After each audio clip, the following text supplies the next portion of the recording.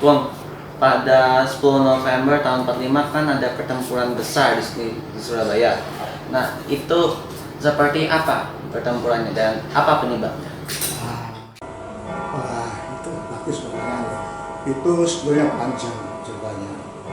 Tapi gini saja, kita ini dulu 340 tahun itu dijajah Belanda. Habis dijajah Belanda, kita ke Jepang direbut, dijajah Jepang selama 4 tahun. Itu mulai tahun 41 sampai 45.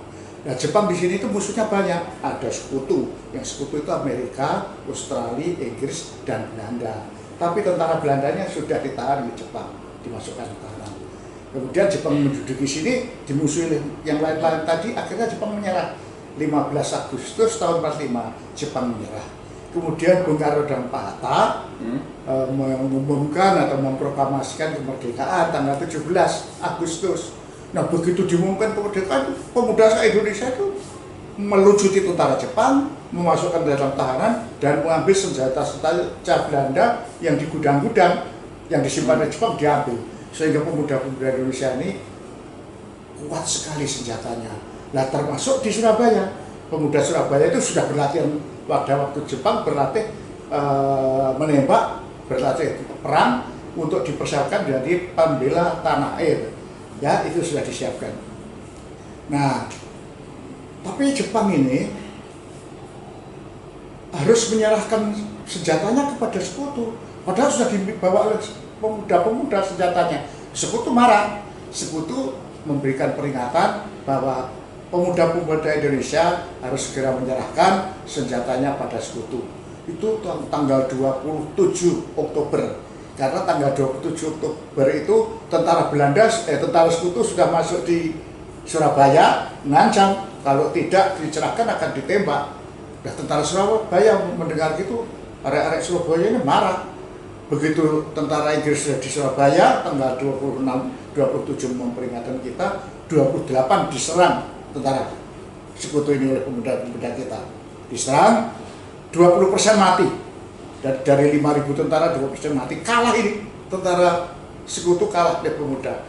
Terus sekutu ini minta bantuan atasannya di Jakarta sana, tolong Bung Karno didatangkan ke Surabaya untuk melerai. Bung Karno datang. Bung Karno datang, tanggal 29, perundingan selesai, tanggal 30 selesai. Bung Karno sore kembali ke Jakarta, tapi sore itu terjadi komandannya Brigadir Malabi terbunuh di Surabaya. Lah pimpinannya jadi kakak marah-marah, di Surabaya jenderal saya dibunuh. Hati-hati Surabaya. Surabaya dipersiapkan untuk digempur oleh tentara sekutu Inggris. Dia mempersiapkan selama 10 hari. Mulai tanggal 30 sampai 10 November, 30 Oktober sampai 10 November mempersiapkan.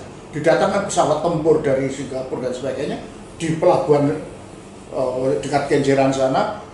Terus peringatan tanggal 9 memperingatkan arek-arek Surabaya harus segera menyerahkan senjatanya, kalau tidak akan ditembak habis, dan kalau sudah menyerahkan senjata akan ditahan. Bingung orang Surabaya gimana, lapor Jakarta gimana, ini ada ancaman seperti ini, apakah kami boleh mempertahankan? Boleh pertahankan kalau memang mampu. Pertahankan tadi perang tanggal 10 November tadi perang besar. Perang besar itu tentara ini melawan angkatan darat, panser tank dan sebagainya, itu melawan angkatan laut tembakan meriam, melawan pesawat terbang. Hancurlah Surabaya, meninggal atau gugur ada area Surabaya ini sekitar 20 sampai 24 ribu satu hari saja. Oh, itu perang besar. Jadi jenderal satu sudah mati di sini tanggal 28 Oktober. Yang di tempat lain tidak ada jenderal sekutu itu mati, di sini satu. Ya, jadi besar perang. Ya. Kong, terus apa kaitannya peristiwa di Hotel Yamato dengan 10 November? Nah, kalau Yamato ini beda. Yamato ini 2 bulan sebelum 10 November. Karena Yamato ini terjadi tanggal 19 September. Yaitu adanya orang dari Jakarta sana, di-drop di sini, itu nikah, itu di-drop di sini, itu tentara Belanda atau pasukan Belanda lah yang dari sini katanya mau ngurusi di Jawa Timur.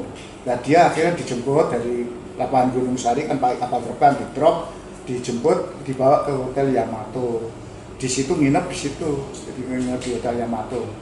Tapi malam hari itu di Hotel Yamato itu tiba-tiba dikibarkan bendera merah putih biru. Loh, tentu saja ini mengagetkan kan, pagi-pagi pemuda lihat ada merah putih biru di situ. Dia lapor wali kota, terus Pak Wakil kotanya datang kepada pimpinan yang ada di situ, pimpinan Belanda yang di situ itu namanya Plukman, Mr. Plukman, tolong itu benderanya diturunkan karena kami ini merah putih sudah, karena Indonesia sudah merdeka.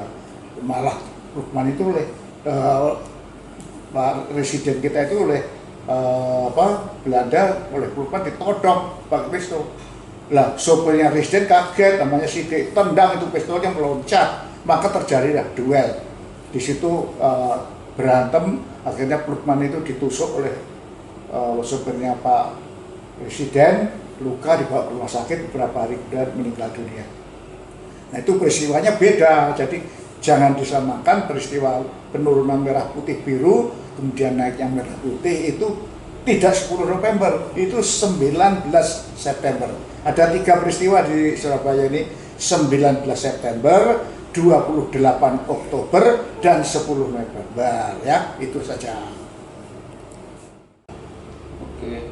Terus kenapa pertempuran Surabaya menjadi begitu terkenal di seluruh dunia? Ya.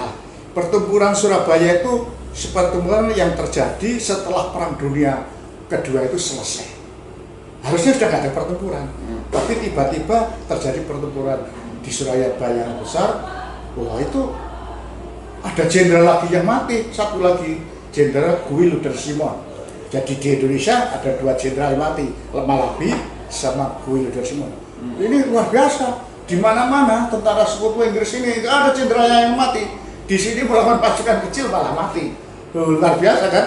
Yaitu makanya sangat terkenal perang Surabaya. Ya, tidak ada perang yang di Surabaya di Indonesia ini terjadi lagi seperti itu. Itu perang yang sangat besar, makanya kemudian dianggap yang digugurnya pahlawan-pahlawan Surabaya ini tanggal 10 November dijadikan hari pahlawan. Ya, gitu ya. Ya.